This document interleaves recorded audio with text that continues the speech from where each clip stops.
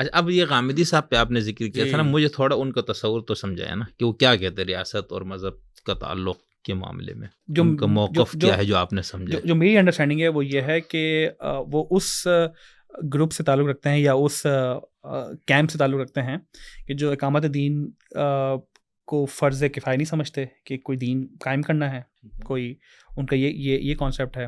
اور جیسے میں نے کہا اس پہ اختلاف پایا جاتا ہے تو ٹھیک ہے, یہ ایک یعنی کہ یہ ایک ایسی اختلافی چیز ہے جس کے اوپر وہ اپنی رائے رکھتے ہیں. جو لوگ ان سے اختلاف کر رہے ہیں وہ اپنی رائے نہیں, پہلی بات تو یہ کہہ رہے ہیں کہ غامدی صاحب کہہ رہے ہیں کہ اقامت دین کوئی فرض نہیں ہے. ہاں ٹھیک ہے. دوسرا اب اگر اقامت دین کوئی فرض نہیں ہے تو وہ جو دوسری بات وہ یہ کہتے ہیں کہ جی ریاست کا کوئی مذہب نہیں ہونا چاہیے, یا ریاست اور کا جو مذہبی انٹرفیئرنس ہے وہ نہیں ہونی چاہیے اس کی. یعنی کہ حلف عام میں اگر بات کریں, یہ دو میں ان کے کانسیپٹ سمجھا ہوں. ان کو جتنا میں نے یقین جانے میں بچپن سے ان کی کتابیں پڑھ رہا ہوں, بچپن سے ان کی ویڈیو سے بہت سیکھا ہے بھی ان سے, اس میں کوئی شک نہیں, بہت سیکھا ہے. مطلب میں ان کے علم کے سامنے شاید کچھ بھی نہیں ہوں, میں تو I am considering it. But میں جو پناہ لے رہا ہوں وہ بھی اتنے ہی اس بڑے لیول کے لوگوں کے پیچھے پناہ لے رہا ہوں, جیسے علامہ یوسف القرضاوی, جیسے مولانا مودودی, جیسے امام شافعی, جیسے امام ابو حنیفہ. یہ تو سب ان سے بھی بڑے ہیں بھائی. جی بالکل. میں نے یہ کہا کہ میں اپنی کوئی بات نہیں کر رہا, میں جو دین کے سب سے بڑے میں جو پیچھے جس کے پیچھے وہ لے رہا ہوں, اپنی شیلٹر لے رہا ہوں, وہ ان لوگوں کے پیچھے لے رہا ہوں. اچھا آخری جو پوڈ کاسٹ کا حصہ کا کوئی سوال لے کے تو آپ کر لیں. غامدی صاحب کا جو تھا نا وہ تھوڑا سا مسئلہ ہے, نکال لیں گے.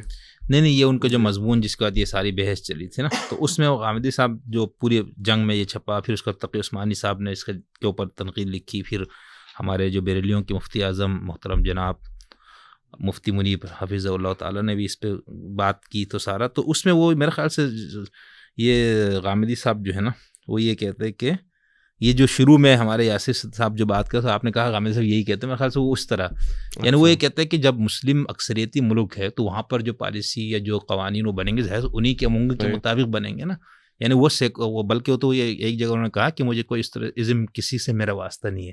کہ کسی نے پوچھا آپ کا تصور تو سیکولرزم والا ہے, اس نے کہا میں کسی ازم کو نہیں جانتا ہوں, نہ میرا واسطہ ہے, نہ میں کوئی لیبل لگاتا ہوں. ہاں جس ملک میں جہاں کی اکثریت کی جو خواہش ہے اور اس کے مطابق قانون سازی ہونی چاہیے, لیکن وہ قیام حکومت کے لیے جدوجہد کرنے کو بتائی دیں. آپ تو ہر سوال سے بھاگتے رہتے ہیں, تو یہ تو خدا کی تو مشیت کا اجتماعی زندگی کے لیے کچھ نہیں ہے, صرف فرد کے لیے. کیا نہیں, زیادہ فرد کے لیے, زیادہ فرد کے لیے, اور کم ہے